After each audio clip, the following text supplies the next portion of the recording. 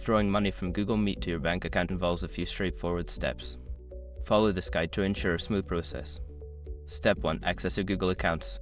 Log into your Google account associated with Google Meet.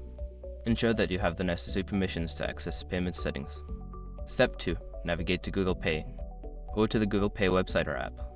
This is where you can manage your transactions and link your bank account for withdrawals.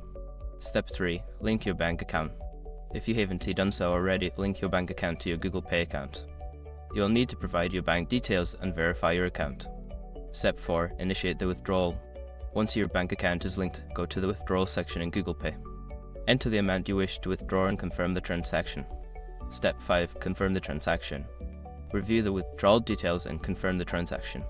You may receive a notification regarding the processing time, which can vary based on your bank. After completing these steps, your funds should be on their way to your bank account.